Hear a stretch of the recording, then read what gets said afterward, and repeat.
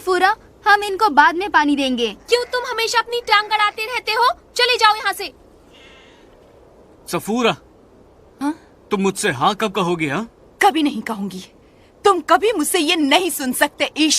सफूरा, इस दुनिया में मैं ही वो वाहिद शख्स हूँ जो तुम्हें पाल सकता है। तुम इसे पालना कहते हो? यहाँ से चले जाओ छोड़ दो इश। उसे, उसका रास्ता छोड़ दो। मैं नुकसान नहीं पहुंचाना चाहता, मैं सिर्फ खेल रहा था। वो जानती है कि मैं सिर्फ उसके साथ खेल रहा था। दफा हो जाओ।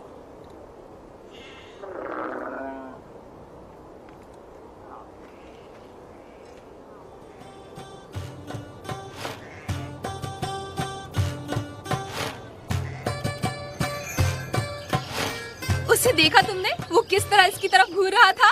वो मजबूत व तवाना जिस्म का मालिक था, ताकतवर। सफूरा, तुम तो पिघल कर ही रह गई। उसने कोई मेहरबानी नहीं की। वो तुम्हारी तरफ से नजर हटा ही नहीं सका। क्या बात है, आज तो इतनी देर से क्यों आई है?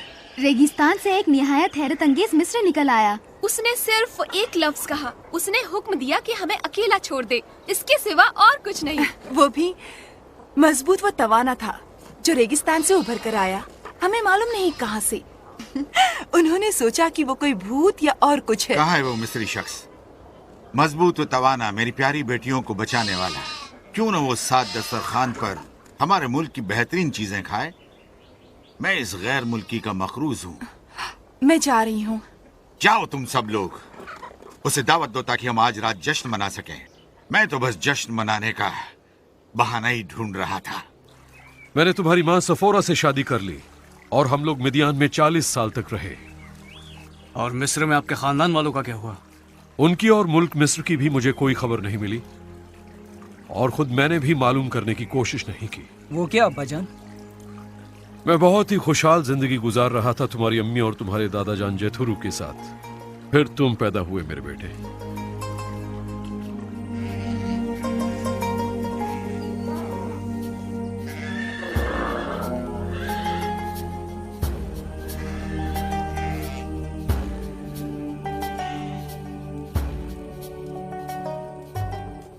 चाचा जान, अस्सलाम वालेकुम। वालेकुम अस्सलाम, खुश आमदीद। चाचा जान, मैं अपने बेटे की खतना चाहता हूँ। मैं इसका नाम गरशोम रखूंगा क्योंकि मैं यहाँ एक अजनबी हूँ और आपने मेरा इस्तकबाल किया। जैसी आपकी मर्जी, लेकिन अपने बच्चे की खतना न करवाइए जैसा कि आपका इरादा है। चाचा जान, अल्लाह ताला से ये हमारा मुआहदा है। मूसा, तुमने कहा था कि दोबारा मिस्र कभी नहीं जाओगे। अब हम लोग आप ही के हैं तो अल्लाह से आपका क्या मुआहदा है? ये मुआहदा हमारे जद्दे अमजद इब्राहिम का है कि हर लड़के की खतना की जानी चाहिए, मेरे बेटे की भी। सफोरा बच्चे की खतना नहीं करवाना चाहती और वो तुमसे बहुत प्यार करती है मूसा। मैं उससे अपनी जिंदगी से ज्यादा प्यार करता हूं, लेकिन अल्लाह ताला के हुक्म के मुताबिक हमें बच्चे की खतना करवानी चाहिए। क्या तुम्हारा अल्लाह ये नहीं समझता कि इस तरह खानदान बढ़ जाएगा? मुझे पता नहीं, लेकिन मैं इसके बारे में जरूर पूछूंगा। और क्यों नहीं उससे पूछ लो? पूछो उससे।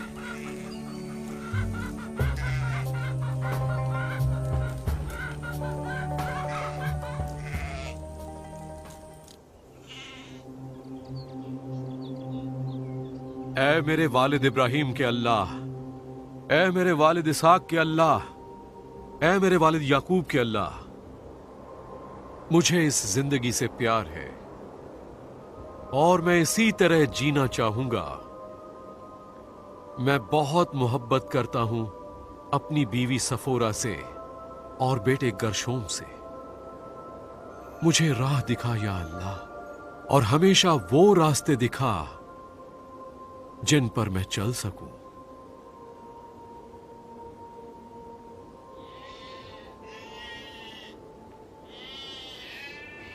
अस्सलाम वालेकुम मेरे सरताज। वालेकुम अस्सलाम सफोरा। मैं आपके लिए खाने और मशरूबात लाई हूँ बराए करम। शुक्रिया।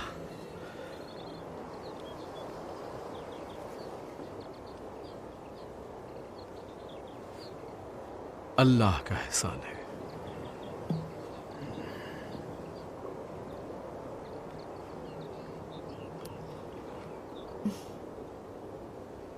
मैं फिर से हामिला हो गई हूँ मूसा। अल्हम्दुलिल्लाह, अल्लाह रहीम व करीम है, उसने हमें सुकून की जिंदगी दी। पैदा होने वाला बच्चा औलादे नरी ना हो तो मैं आपको इजाजत देती हूँ कि उसकी खतना कर दे। क्या हुआ मेरी प्यारी सौजा? मुझे आपके अल्लाह से डर लगता है। मैं नहीं चाहती कि वो गुस्सा हो जाए या ये सोचे कि मैं उसका एहतराम नहीं करती, क्योंकि मैंने आपको अपने बेटे गर्शुम के खतना से मना कर दिया था। हम मिस्र का दौरा करके ये देखना चाहते हैं कि आप कहाँ रहते थे। मैं दोबारा मिस्र नहीं जाना चाहता।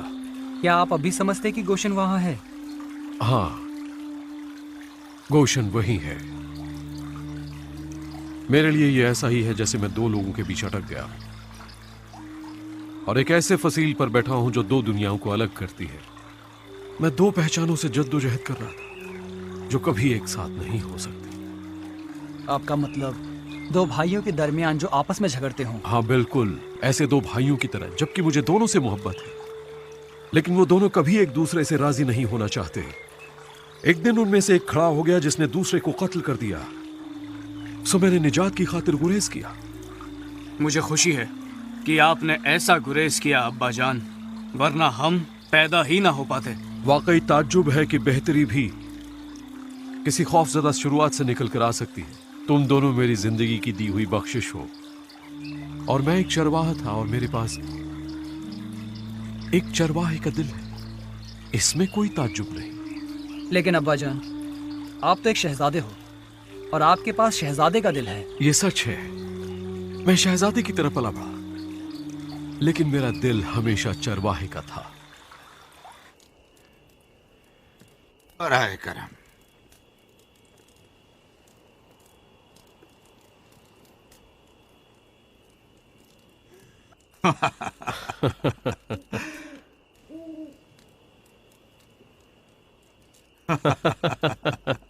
तुमने हमेशा मुझे मात दी है। हाँ। मैं आपके लिए कुछ लाई हूँ, ये लीजिए। तुम कहाँ जा रहे हो? कल सुबह मैं और मेरा बेटा रेगिस्तान के पिछले हिस्से में अपने मवेशियों का गोल ले जाएंगे। क्या आप लंबे फासले पर जाएंगे? मैं नहीं जानता सफूरा। या अल्लाह, मैं जानता हूं ये लंबा फासला होगा। अपना ख्याल रखना, बखैरियत वापस आ जाना। इंशाअल्लाह मैं आ जाऊंगा।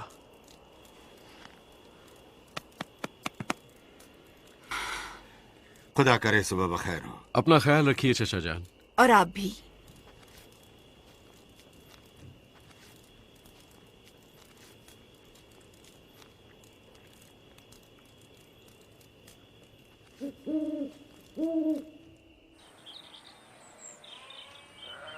खुदा हाफिज प्यारी सौजा।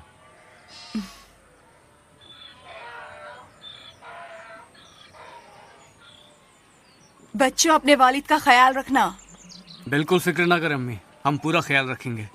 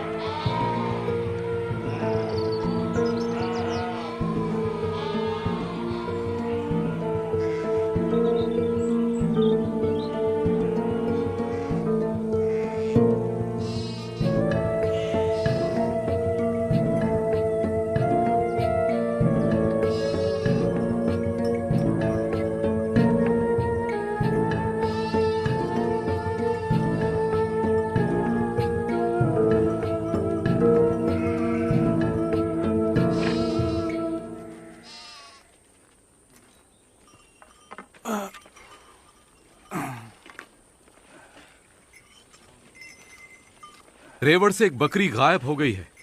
तुम यहीं मेरा इंतजार करो, मैं उसको ढूंढ कर लाता हूं। मैं भी साथ चलूंगा अब्बा जान। नहीं, रहने दो, तुम अपने भाई के साथ रहो। अब्बा जान देर ना करिएगा।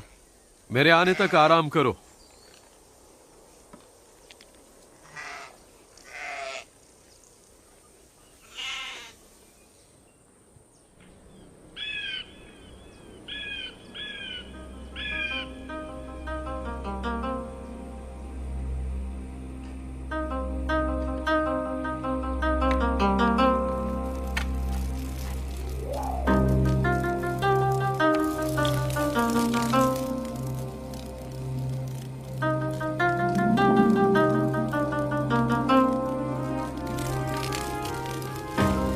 चुप है, झाड़ियां आग क्यों नहीं पकड़ रही?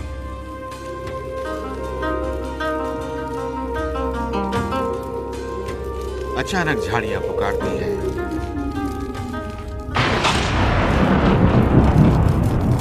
मूसा, मूसा, मैं यहाँ हूँ। मूसा, नजदीक मत आना और अपने जूते निकाल लो, क्योंकि ये मुकद्दस जगह है। मूसा, मैं तुम्हारे वालिद का अल्लाह हूँ और इब्राहिम का अल्लाह। मूसा, मैंने मिस्र में रहने वालों की रुसवाई और जिल्लत देखी है, इसलिए आपको मिस्र से निकालकर ऐसी जगह अता करूंगा जहाँ दूध और शहद की नहरें बहती हैं। मैं तुम्हें फिरौन के पास भेजूंगा ताकि तुम आले इस्राएल को मिस्र से निकाल ले जाओ। लेकिन फिरौन के पास जाने वाला मैं कौन होता हूँ? मैं तुम्हारे साथ रहूंगा। तुम मिस्र से लोगों को बाहर निकाल लाओगे और उन पहाड़ों पर अपने अल्लाह की इबादत करोगे। किनसे ये कहूंगा कि भेजा गया हूँ? गोशन के उम्र रसीदा लोगों को जमा करो और उनसे कहो मैंने तुम्हें भेजा है, जो तुम्हारा भी अल्लाह है और तुम्हारे जद्द अमजद इब्राहिम का। लेकिन अगर उन्होंने मेरा यकीन न किया तो? मूसा, तुम्हारे हाथ में क्या चीज है? असा। इसे जमीन पर फेंक दो।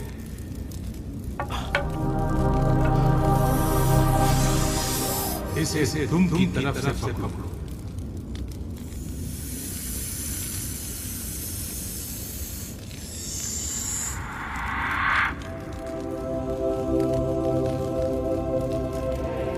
अब हाथ अपने चोगे में डालो।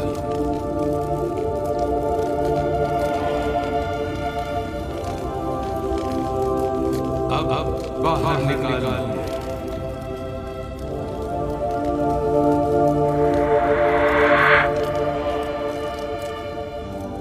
दोबारा अपना हाथ चोगे में डालो। बाहर निकालो।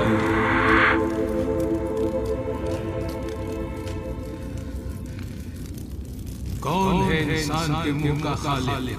किसने बनाया गूंगा, बहरा, दीना या नाबीना? क्या वो खालिक अल्लाह नहीं है? अब तुम जाओ, मैं तुम्हारे मुंह को बोलना सिखाऊंगा और तुम्हें ये सिखाऊंगा कि क्या कहना है। आप मेरे अल्लाह हैं। मैं बोलचाल में अच्छा नहीं हूँ, मैं हक लाता हूँ। क्या हारून तुम्हारा भाई नहीं? वो तुमसे मिलने आ रहा है। मैं अपने अल्फाज उसके मुंह में डालूंगा और फिर मैं तुम्हारे और हारून के साथ हारून लोगों के लिए तुम्हारे अल्फाज का तर्जुमान होगा और फिर फिरौन के सामने अपने मौजिज़ात दिखाना। लेकिन मैं फिरौन के दिल को सख्त कर दूंगा और तुम बोलोगे इस्राएल मेरा बेटा है, बल्कि मेरा पहला बेटा। मैं तुमसे कहता हूँ कि इस्राएल को जाने दो, और अगर तुमने उसे नहीं जाने दिया तो मैं तुम्हारी पहली औलाद को नेस्तो नाबूद कर दूं।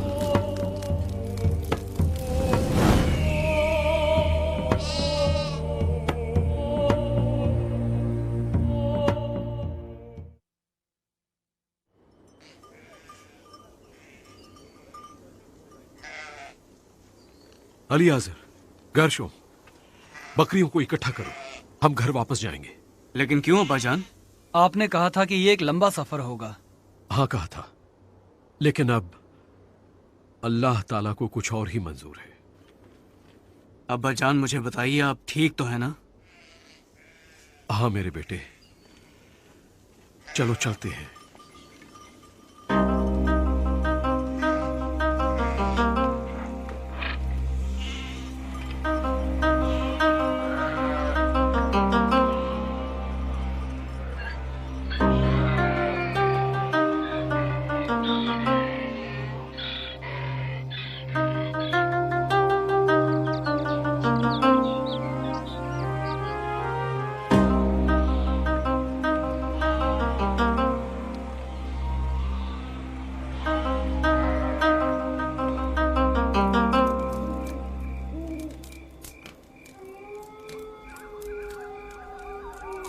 अस्सलाम वालेकुम चचा जान।